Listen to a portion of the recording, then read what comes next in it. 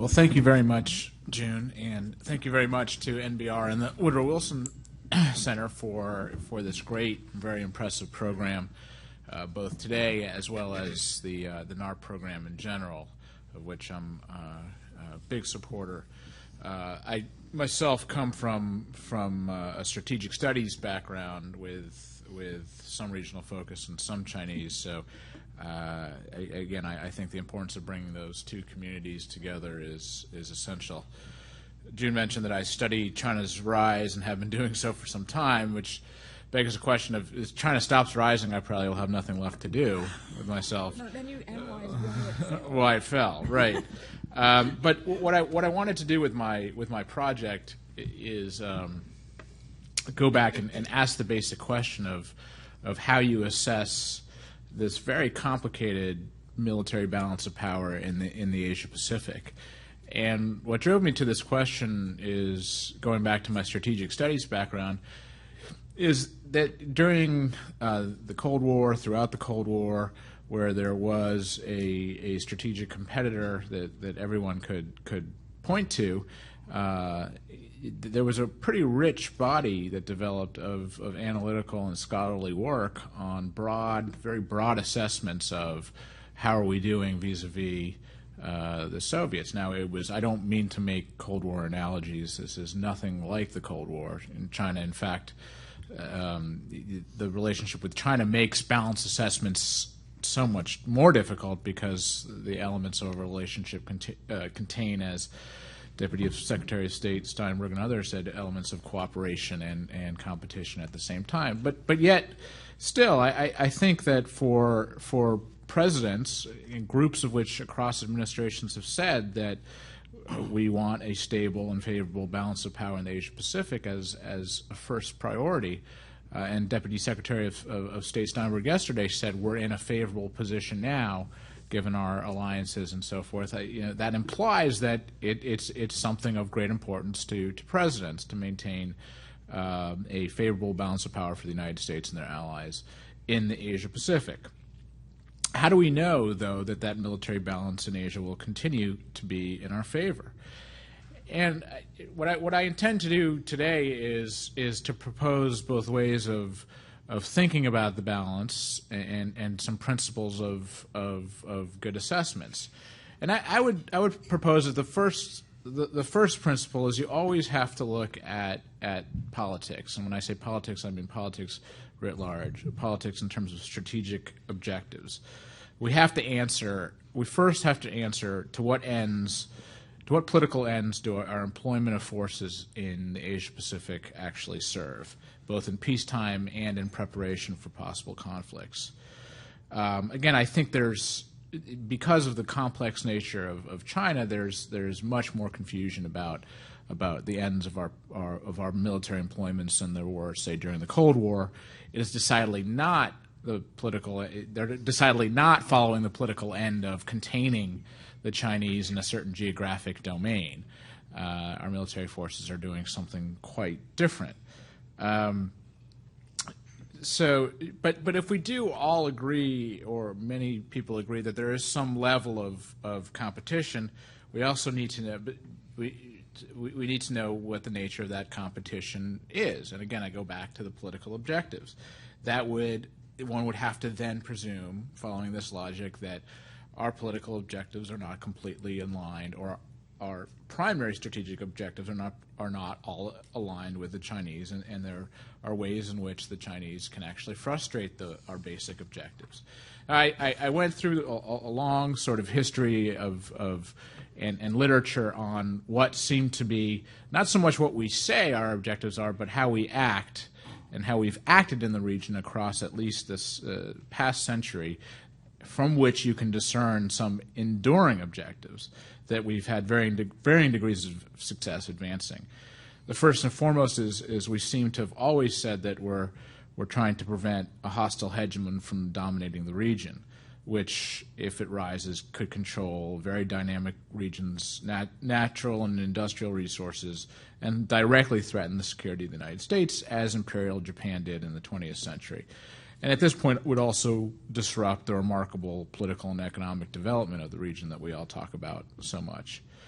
Second, I think the United States has a vital interest in the continued economic growth and political development of the Asian states, and its embrace of what scholars such as John Eikenberry of Princeton have called the Western liberal order, a process that many states have embraced and is making Asia into the global center of political and economic power. Third, I think the first two interests require a continued open door policy, the kind of policy we've had for centuries now, which allows us unfettered and unimpeded economic and military and economic access to region. And it has some other requirements, including safeguarding the global commons for trade and so forth.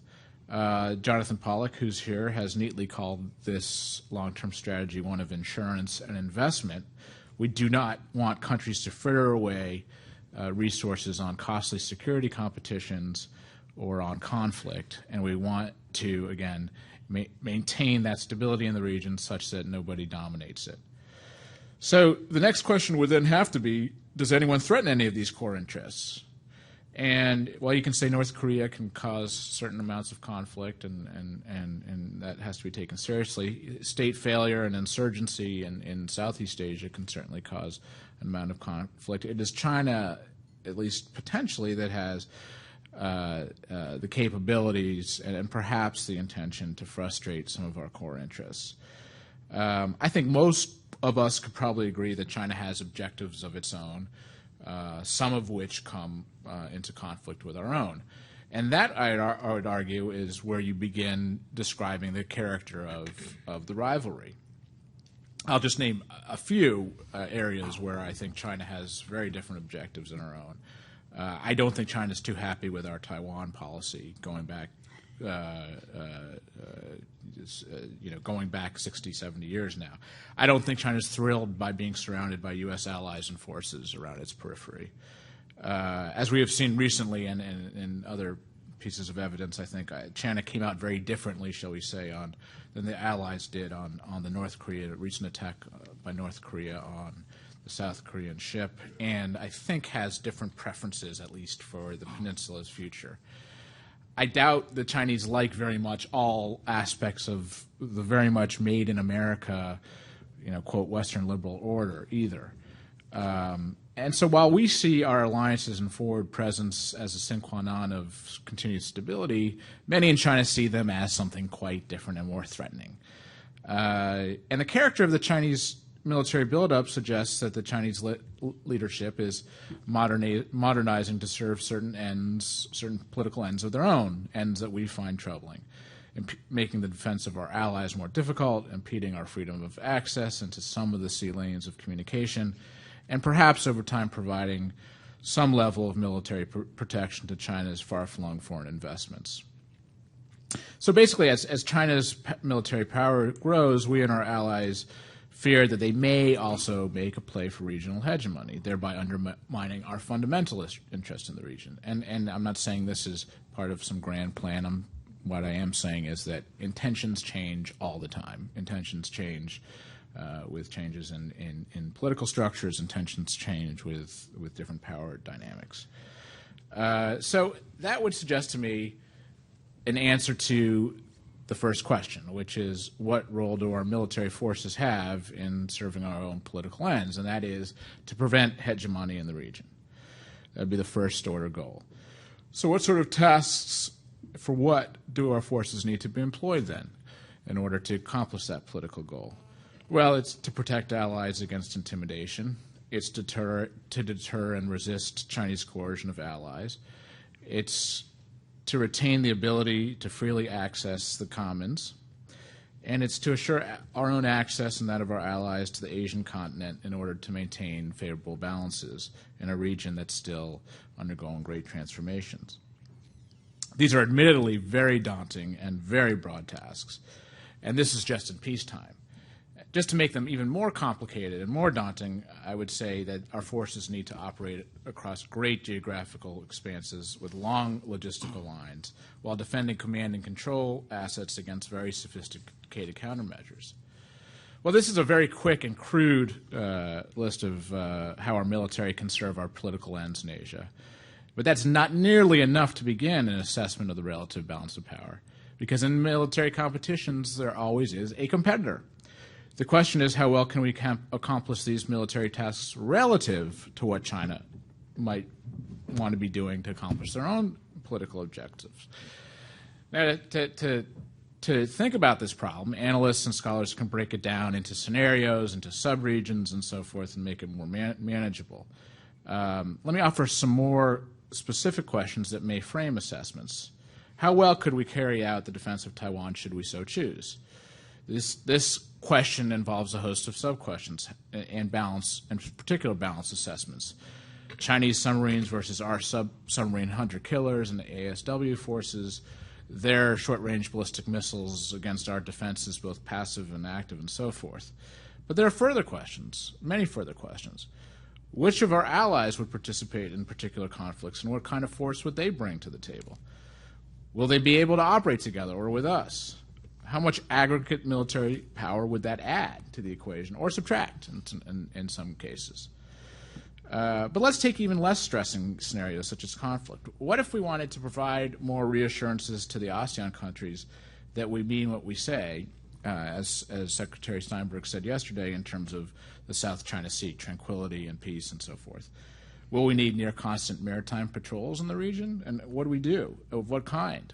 With the kind of thing where we have to find and keep track of Chinese submarines all the time as that submarine force grows bigger? Again, this is just a very short illustration of the possible character of peacetime rivalry and and some potential conflicts meant to illustrate just how complex the task is of balance of power assessments, which may be why most of us haven't really done them in the scholarly and analytical work. Let me conclude with just a brief list of principles of assessment, which I've kind of gleaned from the work of the past in terms of which assessments seem to have gotten things right in balance of power assessments and which ones haven't. First, I would say that, as I began with, politics matters the most. That is to say, what is it that China will actually fight over? What will we fight over? And what about our allies? What political situation would actually cause a conflict? Second, while quantitative comparisons of capabilities do have their role, especially when I argue our own Air Force and naval numbers are getting pretty low in the region, they're not enough. We need to take into account Chinese military technological innovations in the context of operational concepts. Land-based missiles, for example, that can hit mobile targets is a significant doctrinal innovation and technological innovation. We need to examine Chinese strategic traditions even more. Here I commend Taylor for his great work in that area. How have they fought in the past, and what have they learned from those fights? Third, I would say that the important question is not how much do we spend on our defense versus China. That doesn't tell us very much. We're a global superpower. We're engaged all over the world. Rather, it is how will China use a particular set of forces to achieve a particular set of political aims? And how will we do so, given all our other obligations around the world and where we are around the world? I'm pretty much running out of time, right? Yes. Okay. So I want to conclude by echoing Tom Menken's suggestion yesterday that and again, coming back to why I think this NARP program is so important, and again, this for me is just a beginning. We have a lot of work to do for NARP over the coming years, but I want to echo Tom Menken's suggestion that the fields of strategic study and regional studies need to meld more to do these types of scholarly assessments, these broad types of scholarly assessments, not narrow kinds of assessments on China and Taiwan or North and South Korea, but the broad character of what I think most people think is some type of security competition. Scholars took this issue very seriously in the Cold War, and again, I don't mean to draw crude analogies to the Cold War, and I think the policy community benefited from those types of analysis. There's a lot more work to be done, and I just wanted to give you all a brief layout of just how to begin thinking about some of the problems. So I'll stop there. Thank you.